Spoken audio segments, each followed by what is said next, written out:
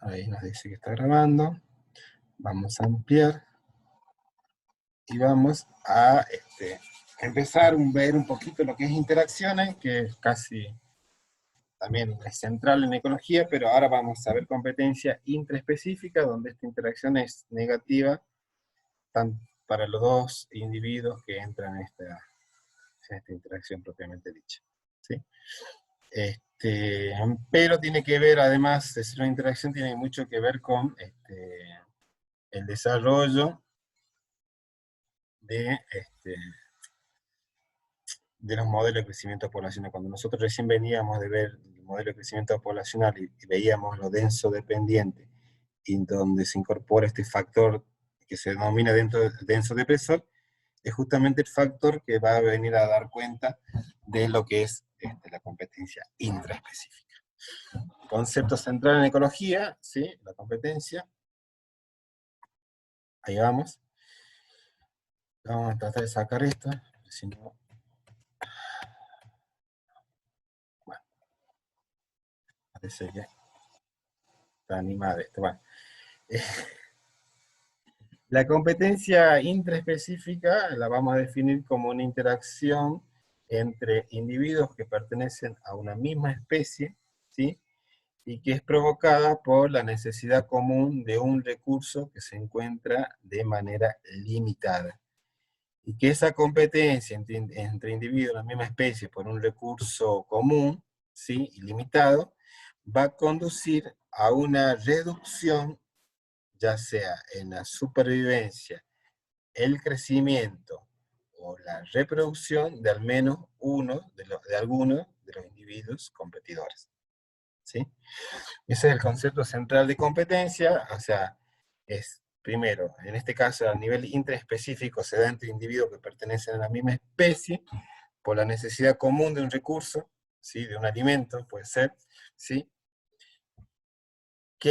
Y esto va a repercutir, esta competencia de este recurso va a repercutir ya sea en el crecimiento, en la supervivencia, o en la reproducción de al menos algunos de esos individuos que entran en competición.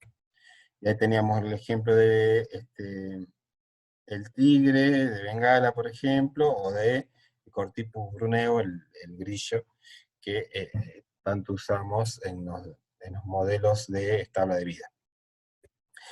La competencia, a su vez, puede ser entendida por dos formas diferentes: por explotación y por interferencia. ¿Sí? ¿Cuál es el aspecto central que diferencia la explotación e interferencia? Es justamente si hay un encuentro, ¿sí?, entre los individuos que compiten, o no hay encuentro entre los individuos que entran en competencia. En la competencia por explotación no hay interacción directa, ¿sí?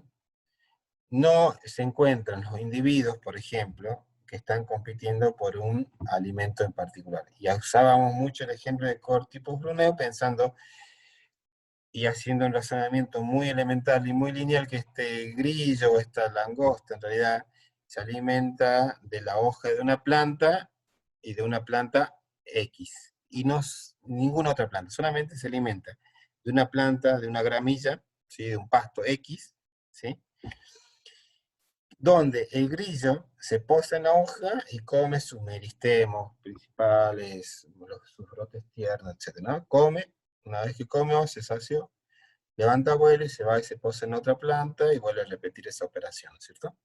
Ese es el alimento, es la hoja.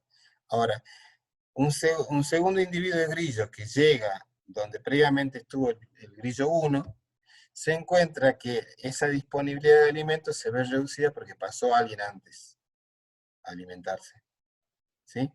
Entonces, como no encuentra lo que está buscando, que son esos brotes tiernos, porque las hojas más maduras son menos apetecibles, porque además requieren más energía para degradar, etc., levanta vuelo y se va a otra planta. Y resulta que cuando va a otra planta, le pasa que también vino otro grillo antes que él, ¿sí? Y comió esa hojita, puede ser un grillo 3, 5, no importa, pero vino alguien, y también no encontró su alimento disponible, y así otra vez se tiene que volver a trasladar a buscar la planta X, ¿sí? La especie X, y a encontrar los meristemos tiernos. Cada desplazamiento de ese grillo tiene un coste energético, ¿no? Es levantar la sala, poner los sentidos en alerta, desplazarse, ¿sí?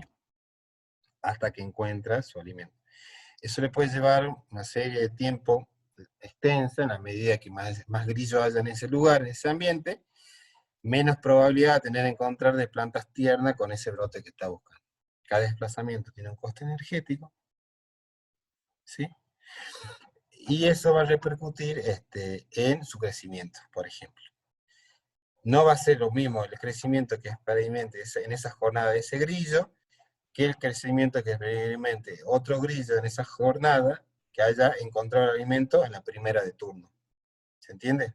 Ahora, a su vez, el grillo que no encuentra alimento, que se desplaza en planta buscando ese alimento, ¿sí? Se ve más expuesto a ser consumido por un ave que consume estos grillos, esta langosta, ¿sí? O sea, su grado de exposición es mayor porque mayor es el desplazamiento que tiene en búsqueda de alimento. Con lo tanto, su probabilidad de supervivencia puede ser menor, porque corre más riesgo de que alguien lo consuma, porque tiene más riesgo de que ser visto, o de ser observado. Finalmente, ese grillo que busca y busca su alimento, no va a tener las energías, entre comillas, ganas suficientes como para reproducirse, ¿sí? Porque su agotamiento es tal que el alimento que incorporó, si es que al final incorporó algo al final del día, es solamente para cubrir las necesidades energéticas fisiológicas básicas, ¿sí? De sostenimiento del individuo. ¿Se entiende? Sí, profe. Bueno, ese ejemplo elemental es de una competencia por explotación. Y estos responden al nivel del recurso, y nunca jamás el grillo se encontró con otro grillo y se puso a pelear para decir no te lleves mi alimento, ¿sí? Nunca hubo un contacto directo, ¿sí? Entonces hablamos de competencia por explotación. En cambio, en la competencia por interferencia, que era el grafiquito que teníamos ahí de los tigres, hay una interacción directa, ¿sí? O sea, se encuentran, entre ellos hay un encuentro de estos organismos, ¿sí?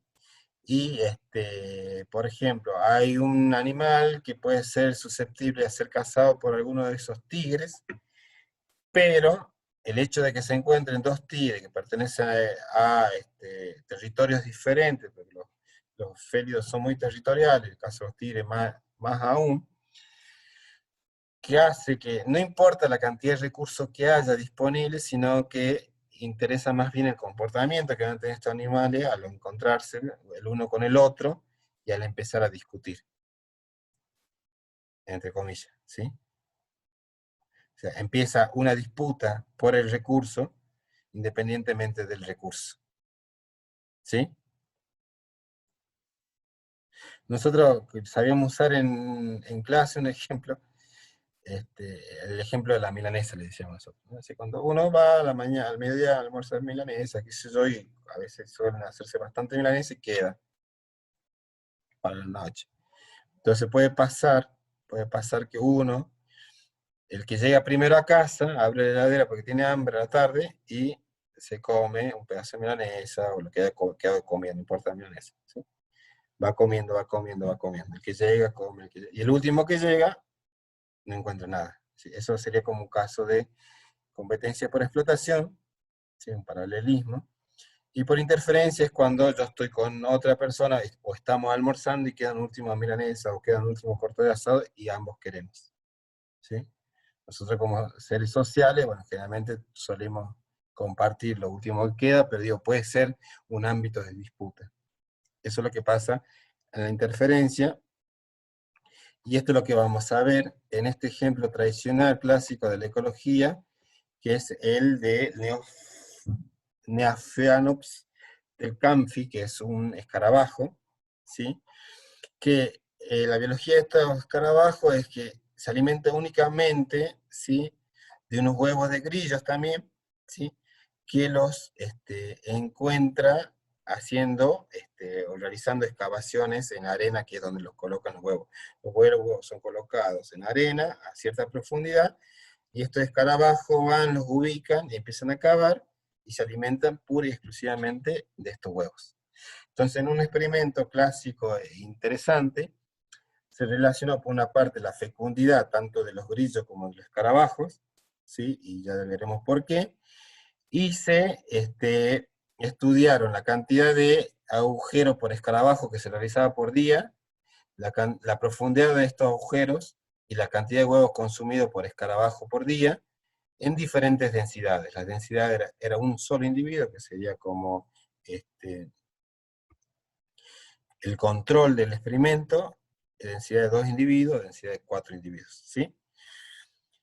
Y, y se fueron, bueno, obteniendo estos resultados. Por una parte, en la medida de que mayor era la fecundidad de los grillos, o sea, mayor era el número de huevos de grillo, o sea, traducido en otro sentido, en otra forma es mayor la disponibilidad de alimento, ¿sí?, los escarabajos en condiciones naturales experimentaban una mayor fecundidad. O sea, estaban bien comidos y por lo tanto se reproducían más. Por eso es que la fecundidad del escarabajo acompaña, ¿sí?, por eso es que se ve que la fecundidad del escarabajo acompaña la fecundidad de los grillos. Mayor disponibilidad de alimento, la etapa que requiere, que tiene mayor coste energético como la reproducción, tiene la energía suficiente, por lo tanto, mayor fecundidad del escarabajo. ¿Sí? Ahora, en laboratorio lo que hacían estas personas era poner los huevitos, los investigadores ponían los huevitos, enterraban los huevitos de grillo en arena y ponían estas densidades. Cuando el escarabajo estaba solo, ¿sí?, cada escarabajo cavaba medio agujero por día, ¿sí?, 0,5, como dice. Un escarabajo cavaba la mitad de su agujero por día. En la medida que aumentaba la densidad, la cantidad de agujeros que cavaba disminuía. Y disminuía significativamente, ¿sí? O sea, había diferencia estadística, por ejemplo, en densidad 4 entre 1, sin lugar a dudas. ¿Sí? Ahora, en la medida que estaban solos los escarabajos, tenían tiempo para hacer agujeros, para hacer más agujeros por día y además más profundo. ¿Sí? Gráfica 2 de la gráfica B. ¿Sí? Pero en la medida que estaban en presencia de otro escarabajo, hacían los agujeros menos profundos. Hacían menos agujeros por día y menos profundos. ¿Sí? Y los escarabajos que estaban solos consumían un huevo por día. Iban y se comían su huevito. Y estaba todo bien. Y en la medida en que era mayor la densidad, comían menos de un huevo por día. Y donde donde más se notaba, mejor dicho, la no alimentación de los escarabajos era cuando la densidad era superior. En este caso, 4 escarabajos. ¿Sí? ¿De qué cosas se tienen que tener en cuenta en este experimento clásico? Primero es que la disponibilidad de alimento era más que suficiente para todos los escarabajos. O sea, el alimento no era un limitante. El alimento estaba disponible y había para todos. ¿Sí? Pero sin embargo, los resultados no son los mismos, porque si el alimento era lo mismo y no había problema de acceso al alimento, todos tendrían que haber hecho la misma cantidad de agujeros por día, la misma profundidad y haberse alimentado con la misma cantidad. No tendría que haber habido diferencias significativas. Sin embargo, hubo diferencias significativas en la cantidad, en la profundidad y en la cantidad de alimento que utilizaban. ¿Sí? Esto lo que viene a revelar es que justamente en la medida que aumenta la densidad, los escarabajos compiten entre ellos, hay interferencia directa, ¿sí?, y le destinan más tiempo a la disputa territorial para acceder al recurso que a acceder al recurso propiamente. ¿Se entiende? Ese es como justamente lo que viene a dar luz este tipo de experimento. Entonces, en el gráfico A hay una respuesta de los escarabajos al recurso por explotación, ¿sí? Porque ellos acompañan su biología, su ciclo vital con el ciclo vital del grillo. ¿Sí? Hay disponible alimento, se reproduce más. Hay baja disponibilidad de alimentos, se reproduce menos. Responden en función de la cantidad de alimentos disponibles. ¿Sí? Y acá hay interferencia. ¿Está claro? ¿Se entiende el ejemplo? Sí. Sí, profe. Ahora, el efecto último que ejerce la competencia va a estar siempre dada en la fecundidad y en la supervivencia. ¿Sí? También dijimos que afecta el crecimiento. Pero el efecto último de la competencia es eso, hacer que haya individuos que no puedan reproducirse o afectar la mortalidad o la supervivencia del organismo que entra en competición.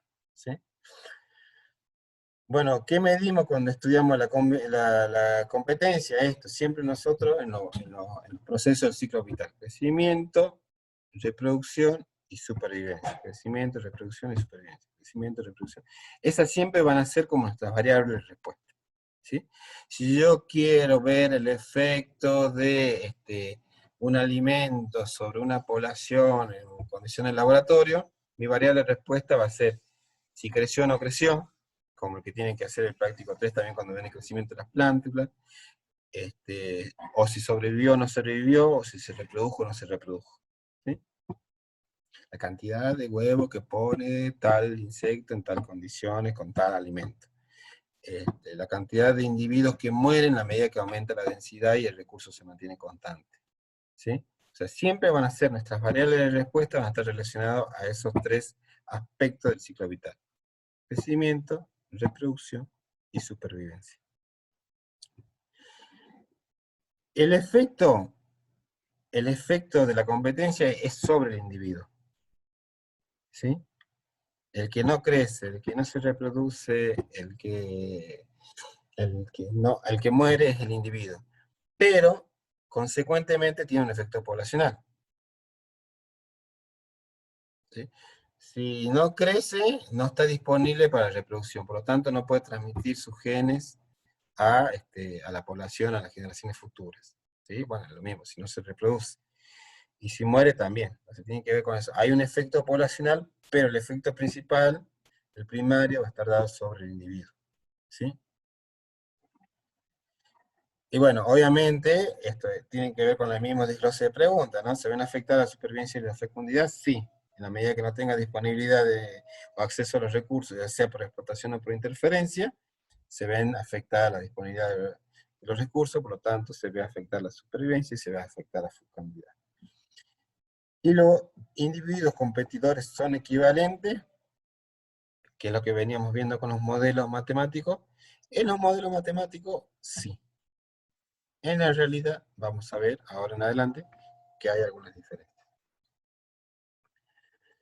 Por ejemplo, acá en los ciervos de la isla de Rom, en Europa, lo que se estudia, creo que es en Gran Bretaña, este ejemplo, se toma en cuenta primero que las poblaciones de hembra varían en tamaño, o sea, en densidad, ¿sí? Y que las crías que tienen estas poblaciones de hembra también varían en cuanto a su tamaño corporal, ¿sí? Y hay una relación entre densidad de población de hembra y tamaño de la cría, ¿sí? El tamaño de la cría tiene que ver con el peso, que está en este eje, ¿sí? De Bird-Weight, mientras que el tamaño poblacional está en el otro eje, ¿no? Que varía de 50 a 150 del population size, ¿sí? Y estos ejes verticales, la probabilidad de supervivencia que tienen las crías al nacer. Y acá hay una combinación, justamente acá una de las cosas que vamos a ver es que no son todos equivalentes, sino que hay un desequilibrio en la competencia. ¿Qué pasa? Cuanto más grande el tamaño de la población de hembra, ¿sí? Y pensemos en esto, nos pongamos en el lugar de la población de ciervo. Cuanto más grande es la población, menos acceso a los recursos tenemos, menos probabilidad de acceder a los recursos tenemos, porque es mayor el nivel de competencia. ¿Sí? El ejemplito del grillo que vimos hacer. Entonces, el tamaño poblacional afecta de manera directa el acceso al recurso, al alimento. A su vez, el tamaño de las crías al nacer también afecta a la supervivencia. Y está relacionado. Cuanto mayor es el tamaño poblacional, menor el tamaño de la cría. ¿Sí? Es una relación directa. Que es esta parte de, que se ve como deprimida en la gráfica, ¿no? Donde se conjuga el valor 170 con el 4.0. Cuanto más hembras hay en un lugar, las crías más chicas suelen ser. Y en ese caso, la probabilidad de supervivencia es menor. ¿Sí? Para las crías. Ahora, en la medida que menos hembras hay en la población, ¿sí? Las crías tienen un mayor tamaño y tienen una mayor probabilidad de supervivencia. ¿Se entiende esa relación? Sí, profe. Entonces, Profe, sí, ¿el tamaño de la cría está relacionado con el acceso a los recursos? y de las madres sí, de las madres gestantes sí. Ah, bien. Vos pensás que el tamaño de la cría es el tamaño que tiene, el peso que tiene el animalito cuando nace, el cervatillo cuando nace. ¿Sí?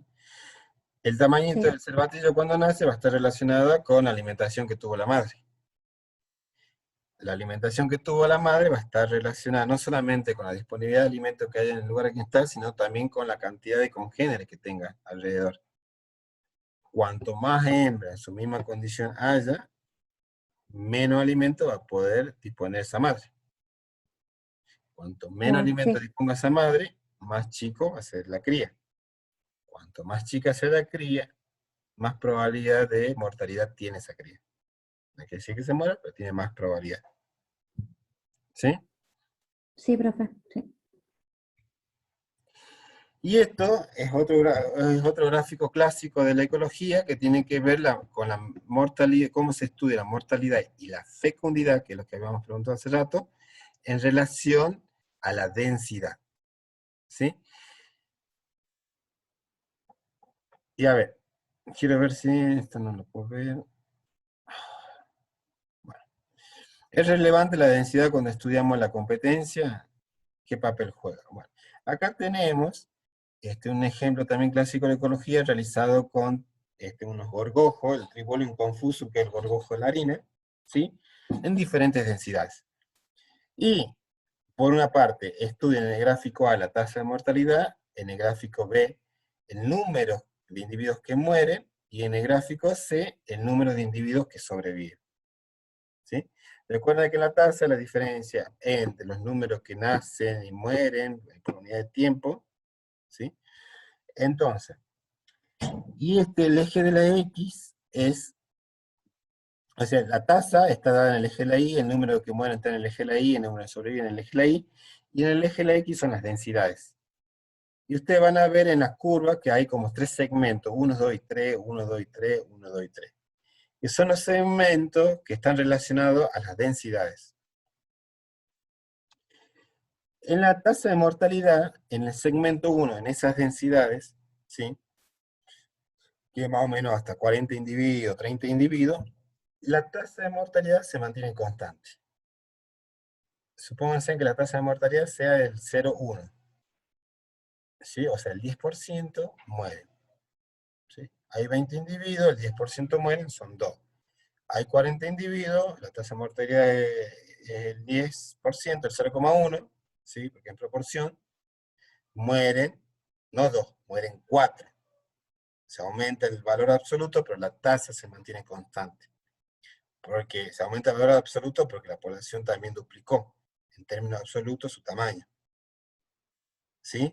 Pero se mantiene constante. Entonces, obvio, el número de individuos que mueren acá, en este gráfico B, aumenta cuando aumenta la densidad, pero no aumenta su tasa, porque su tasa se mantiene constante, aumenta el valor absoluto. ¿Sí? Pero así como aumenta el valor absoluto de los que mueren, aumenta y a mayor velocidad el valor absoluto de los que sobreviven. Región 1 de la gráfica C. Ahora, en la densidad intermedia, entonces acá se dice que en la región, bueno, después lo veo. En la región 2, ¿sí?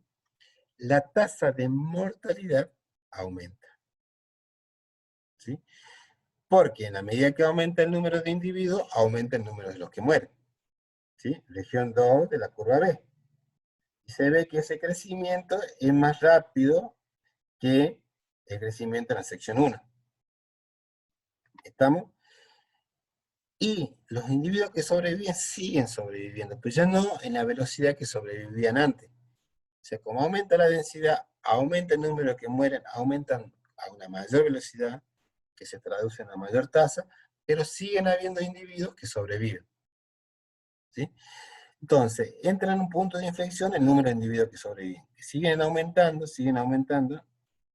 ¿sí? Hasta que encuentran su asíntota, donde no aumenta el número de individuos. De hecho, van a empezar a decrecer, que ahí es donde pasamos a la región 3 de la curva. A una densidad mucho mayor, ¿sí? La más elevada de estas tres situaciones, la tasa de mortalidad aumenta, sigue aumentando casi exponencialmente hasta llegar casi al 100%, o al 1, en términos proporcionales.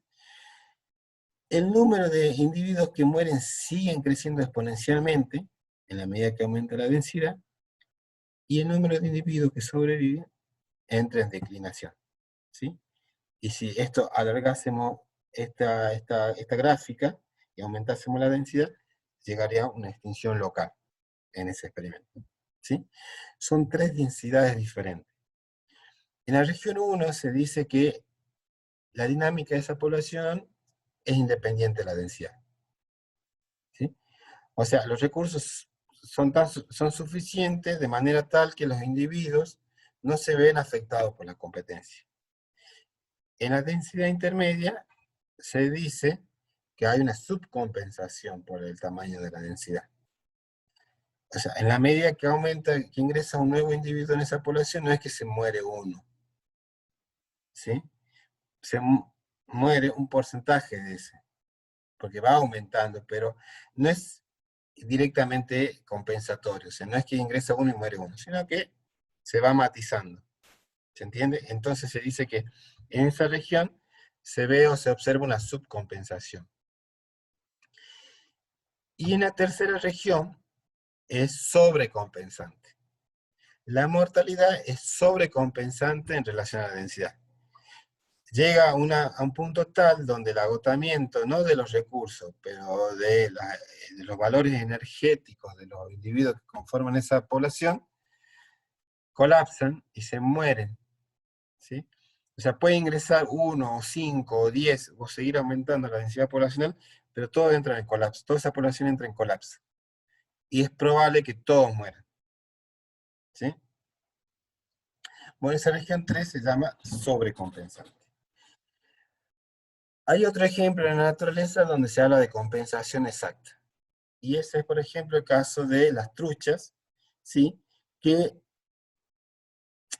requieren, según estimaciones, de un cierto volumen, tanto en metros cuadrados de superficie como en volumen de agua, para completar su ciclo vital. Cuando la densidad afecta ese requerimiento individual, hay una compensación exacta. O sea, por cada trucha que ingresa, una muere. Por cada trucha que ingresa, una muere. Eso se llama compensación exacta, y ahí esta asíntota se mantiene invariable, ¿sí? En función del tiempo. Entonces tenemos subcompensación independiente de la densidad, una situación. Sobrecompensación, compensación exacta y subcompensación, ¿sí? Eso es lo que nos puede pasar, en este caso, en la supervivencia.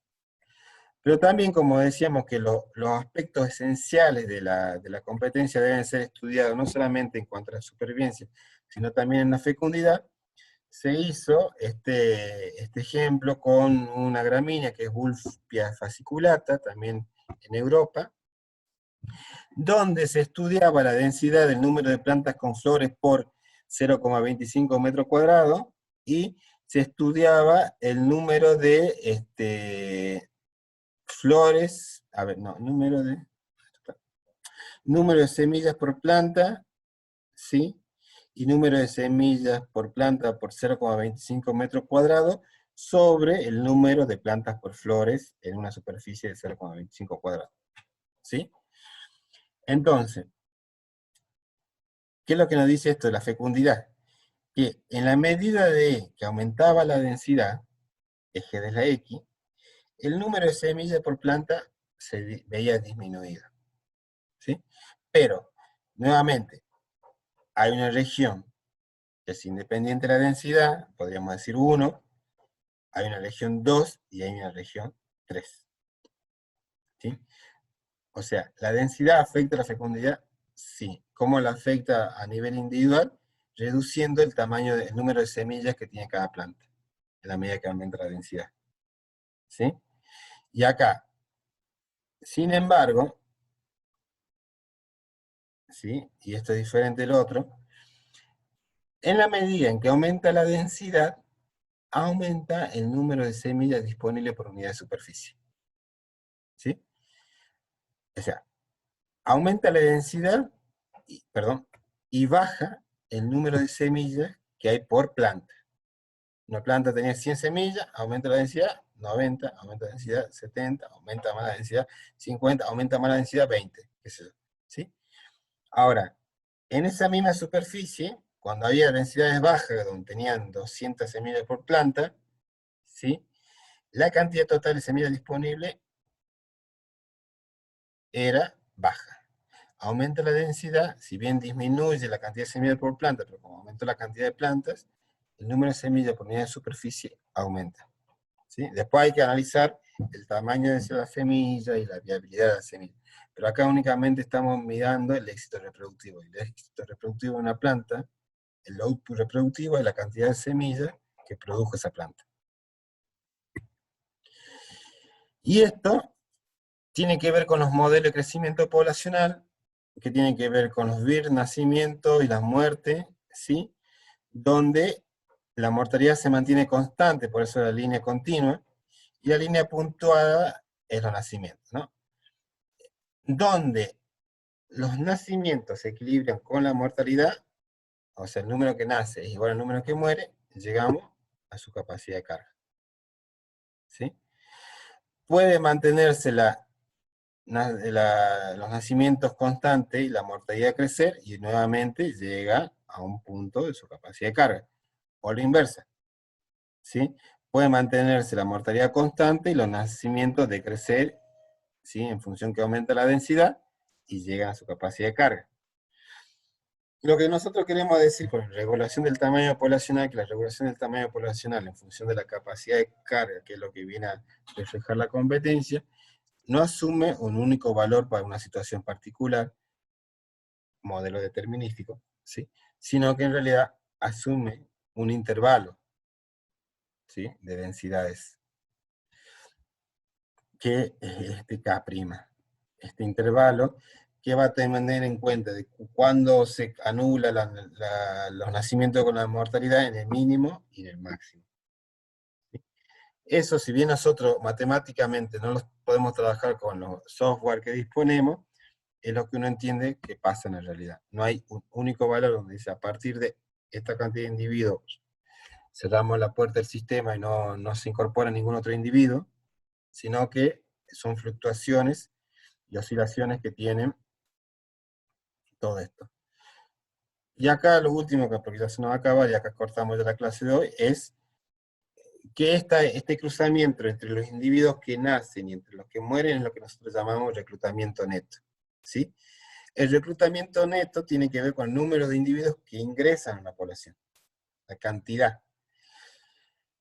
Y acá vamos a tener que las densidades intermedias, cuando veíamos la región entre 2 y 3, cuando veíamos el modelo de crecimiento poblacional, es la máxima. Y en la medida que se llega a la capacidad de carga, el reclutamiento neto se hace cero, porque todo que ingresa, sale, ¿sí? Igual lo vamos a repasar la clase que viene, pero esto ya le queda ahí, como para que vean lo que es el reclutamiento neto. ¿Sí? Número de individuos que ingresan a la población. Cualquier cosa, chicos, me escriben. Y no sé, si necesitan consulta, yo le voy a pasar esa hojita más tarde, ¿sí? Bien, profe. Nos dejo, Bueno, son 12:30. bueno. Bien, profe. Bueno, se va a cortar, que estén bien. Hasta luego. Porque ya no sé, ahí me dice que corta, sí. Bueno, suerte. Hablamos.